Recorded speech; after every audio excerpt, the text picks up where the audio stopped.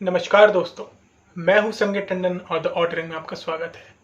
हमारे देश में जीडीपी की जो डेफिनेशन है उसको बदल दिया गया है। अब से जीडीपी की डेफिनेशन हो गई है गैस, पेट्रोलियम और डीजल। आइए जानते हैं इस रिपोर्ट को, लेकिन उससे पहले हमारे चैनल द ऑर्डरिंग को सब्सक्राइब करिए और हमारी इस वीडियो को लाइक करिए, शेयर करिए, ताकि देश विदेश की सारी खबरें आपको हमारे इस चैनल के माध्यम से मिल सके। कांग्रेस ने एलपीजी गैस और जो भी हमारे घर की बेसिक नेसेसिटी और आम इंसान की बेसिक नेसेसिटी होती है, उन सब चीज़ों पे जो सरकार ने उनके प्राइस राइज करे हैं उस पर निशाना साधा है। कांग्रेस के पूर्व अध्यक्ष श्री राहुल गांधी जी ने कहा कि देश इस अन्याय के खिलाफ खड़ा है और एकजुट है। राहुल गांधी जी ने एलपीजी गैस के प्राइस को बढ़ने को लेकर गवर्नमेंट पे निशाना साधा। उन्होंने एक हैशटैग दिया जो कि है हैशटैग इंडिया अगेंस्ट बीजेपी लूट। उन्होंने इसका यूज करते हुए जनवरी से बढ़ रहे गैस के प्राइसेस को लेकर एक चार्ट भी साझा करा। राहुल गांधी जी ने ट्वीट कर बोला कि जनता को भूखे पेट सोने के लिए मजबूर करने वाला खुद मित्रों की छाव में सो रहा है। जनता एकजुट हो चुकी है और सरकार के खिलाफ है। कांग्रेस ने इस हैशटैग इंडिया अगेंस्ट बीजेपी लूट की शुरुआत भी कर दी है।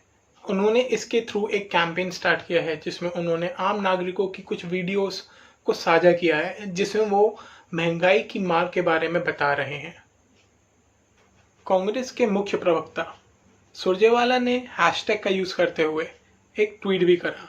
उन्होंने 2014 के एलपीजी प्राइसेस और 1 सितंबर एलपीजी प्राइसेस को कंपेयर किया। उन्होंने दोनों के बीच में फर्क बताया। उन्होंने कहा कि 1 सितंबर 2014 में एलपीजी के प्राइसेस थे 410 रुपये और वहीं 1 सितंबर 2021 को गैस के प्राइसेस हो गए हैं 884 रुपीज़। तो सरकार ने 2014 से लेकर अभी तक गैस के प्राइसेस दोगुने कर दिए हैं। उन्होंने ये भी बोला कि 7 वर्षों में एलपीजी गैस के प्राइसेस दोगुनों से भी ज़्यादा हो गए हैं।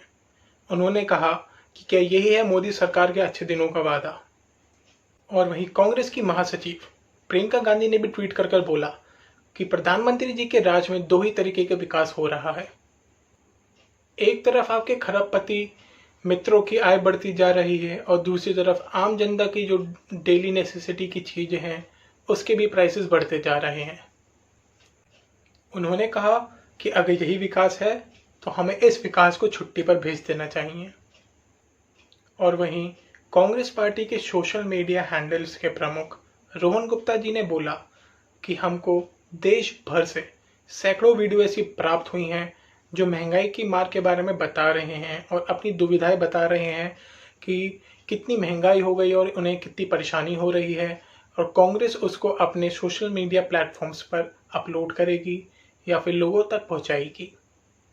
उन्होंने कहा कि हमें देश भर से ऐसी सैकड़ों वीडियोस मिली हैं जिनका जीवन डेली नेसेसिटी की चीज़ों के प्राइसेस को बढ़ने की वजह से पूरी तरह से नष्ट हो गया है।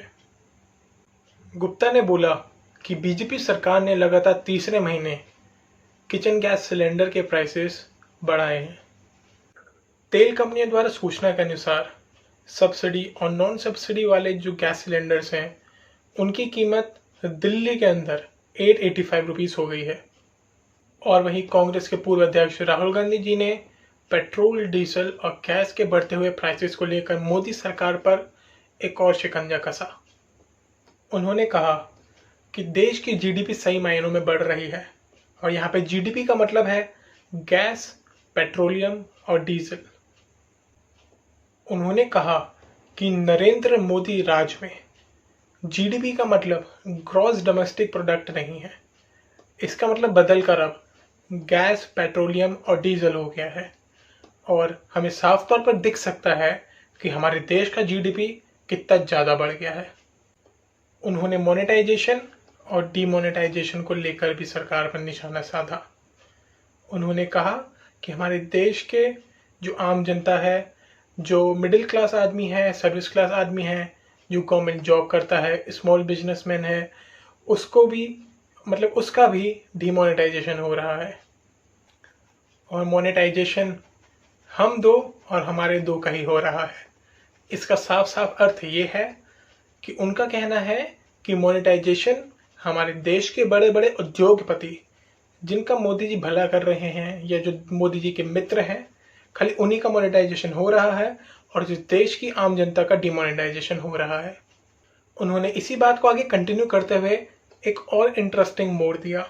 उन्होंने कहा कि हमारे देश के प्रधानमंत्री श्री नरेंद्र मोदी जी डिमोनेटाइजेशन करते रहते हैं और हमारे देश के वित्त मंत्री निर्मला सीतारमण जी मोनेटाइजेशन करती रहती हैं।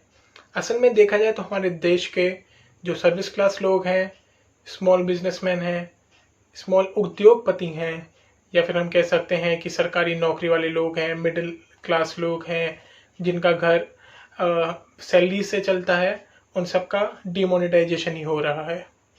और इस देश की आम जनता के अलावा इस देश के 2-4 बड़े उद्योगपतियों का ही मोनेटाइजेशन हो रहा है। राहुल गांधी जी ने एक और बात कही। उन्होंने कहा कि पेट्रोल के प्राइसेस बढ़ना डायरेक्टली और इनडायरेक्टली जो हमारे देश की आम जनता है उस पर ही भारी पड़ता है और महंगाई बढ़ती है। उन्होंने इसे बहुत ही सिंपल शब्दों में समझाया। उन्होंने बोला कि जैसे पेट्रोल के प्राइसेस बढ़ेंगे, हमारे देश में ट्रांसपोर्टेशन के प्राइसेस भी बढ़ेंगे, और ट्रांसपोर्टेशन के प्राइसेस बढ़ेंगे तो आम तौर पर ये लाजमी है कि हम जो भी सामान खरीदते हैं उसके भी प्राइसेस बढ़ेंगे, और ये सब आखिर में जाके इस देश के आम इंसान को झेलना पड़ेगा।